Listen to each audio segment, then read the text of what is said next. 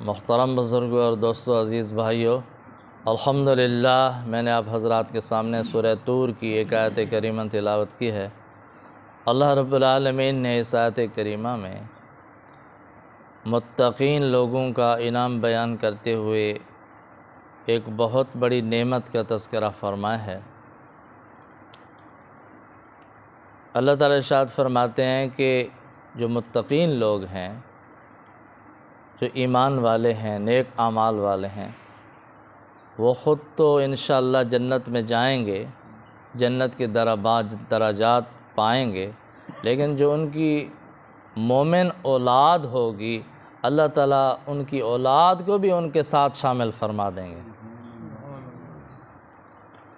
اللہ تعالیٰ فرماتے ہیں وَالَّذِينَ آمَنُوا وَاتَّبَعَتْهُمْ ذُرِّيَّتُهُمْ بِإِيمَانٍ أَلْحَقْنَا بِهِمْ ذُرِّيَّتَهُمْ وَمَا عَلَتْنَاهُمْ مِنْ عَمَلِهِمْ مِنْ شَيْءٍ کہ جو لوگ ایمان لائے اور ان کی اولاد نے ان کی پیروی کی ایمان لانے میں، یعنی کہ اولاد بھی ایمان لائی، ایمان والے ہوئے، نیک اعمال والے ہوئے۔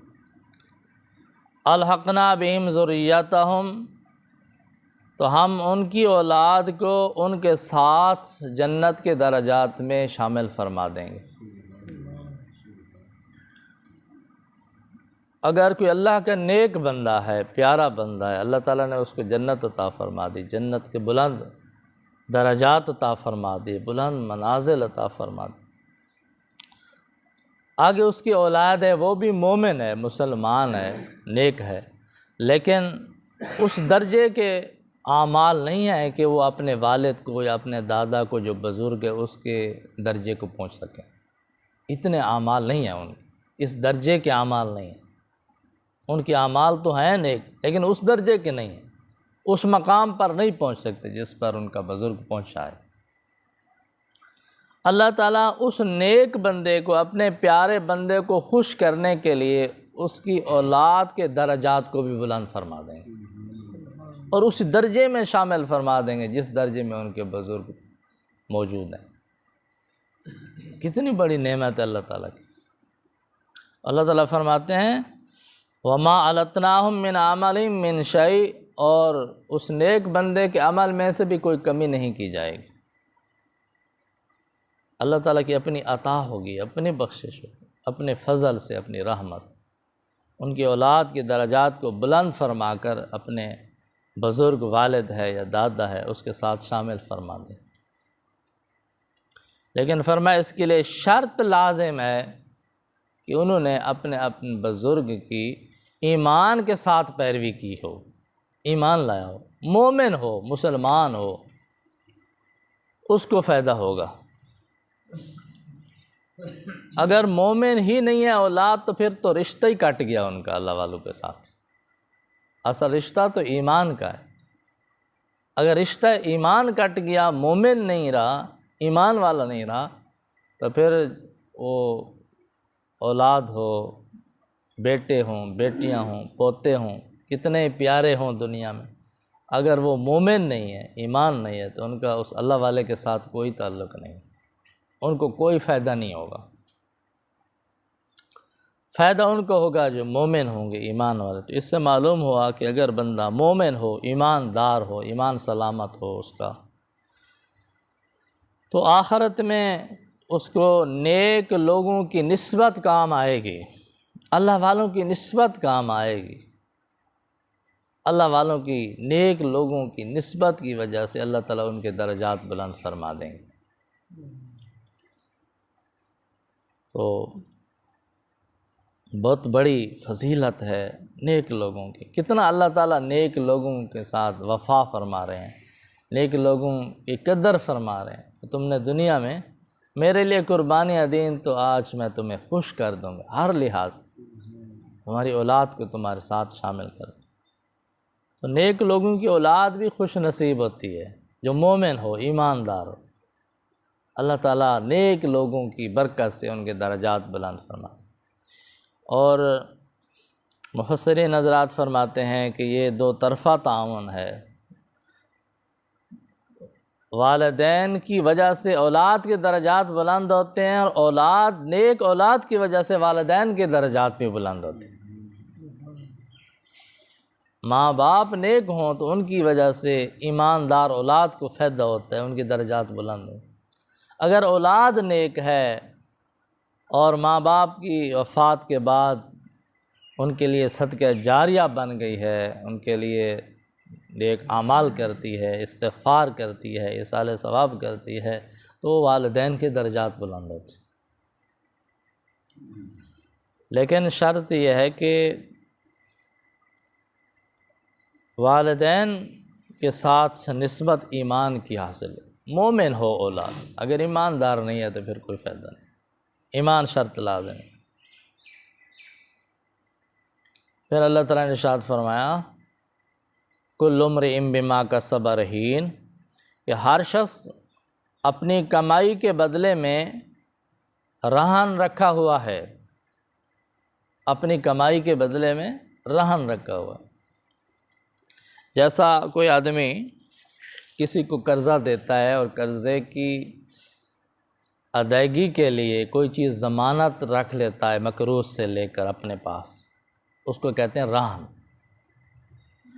تو وہ امانت ہوتی ہے قرضہ دینے والے آدمی کے پاس کہ جب مقروض اپنا قرضہ ادا کر دے گا تو پھر اس کو چیز واپس کر دے، جب تک وہ قرضہ ادا نہیں کرتا وہ بھی واپس نہیں کرے گا۔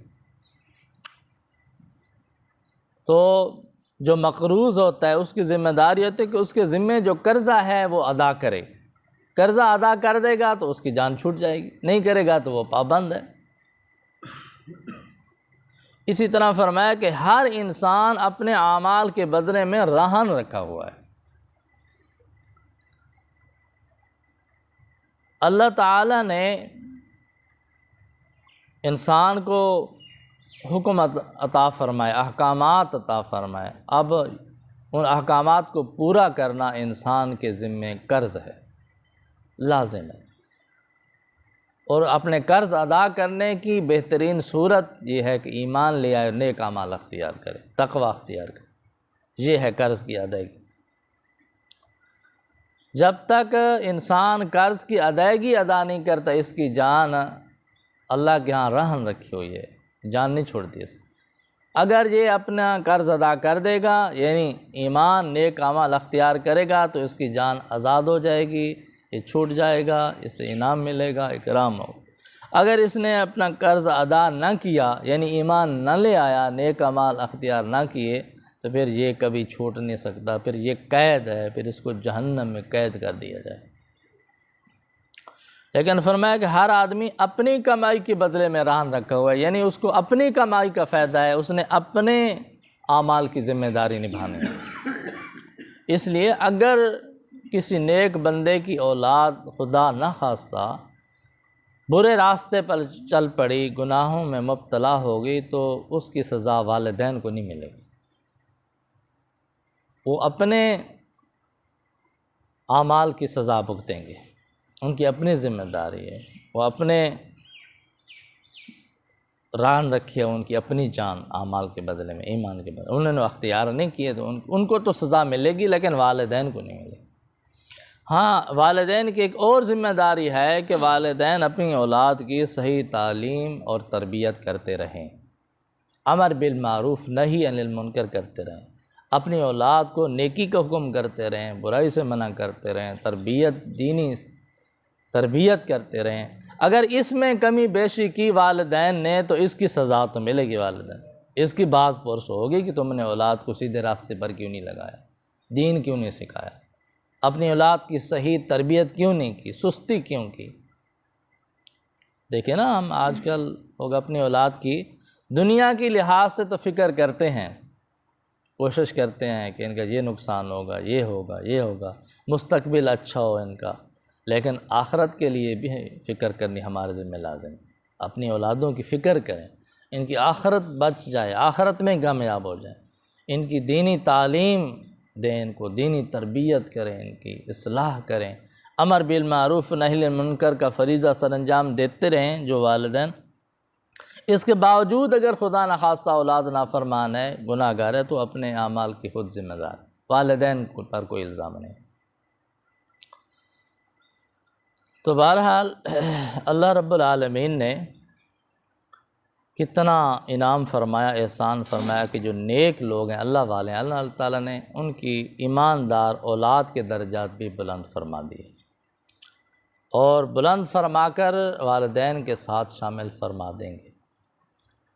جب اللہ کے نیک بندوں کا یہ عالم ہے کہ اللہ تعالیٰ ان کی وجہ سے ان کی اولاد کو بھی درجات عطا فرماتے ہیں، ان کی اولاد کا اتنا اکرام فرماتے ہیں، تو اللہ کے رسول محمد الرسول اللہ صلی اللہ علیہ وسلم جیسی عظیم ہستی ہیں، آپ کی اولاد کا کیا مقام ہوگا، اہل بیت کا کیا مقام ہوگا، جو مومن ہیں، ایماندار ہیں، صحابی رسول بھی ہیں، آپ صلی اللہ علیہ وسلم کے قریبی رشتہ دار ہیں، اولاد ہیں، ازواج مطہرات ہیں، ایماندار بھی ہیں، صحابی بھی ہیں، فرما بردار بھی ہیں، پھر ان کے کیا درجات بلند فرمائیں گے اللہ تعالیٰ۔ تو اہل بیت کا بہت بڑا مقام ہے۔ جب ایک اللہ کے ولی کا اتنا بڑا مقام ہے کہ اس کی اولاد کے درجات بلند ہو جاتے ہیں، تو اللہ کے رسول کی اولاد کے کیا مقام ہوتا ہے، کیا شان ہے اہل بیت کی۔ اللہ تعالیٰ اپنے رسول صلی اللہ علیہ وسلم کے صدقے، آقا علیہ السلام کی برکت سے آپ صلی اللہ علیہ وسلم کی اولاد کو، اہل بیت اعظام کو بہت بلند درجات عطا فرمائیں گے۔ تو دعا ہے کہ اللہ تعالیٰ ہم سب کو قرآن کریم کی ان ہدایات پر عمل کرنے کی توفیق عطا فرمائے۔ وآخر دعوانا الحمد للہ رب العالمین۔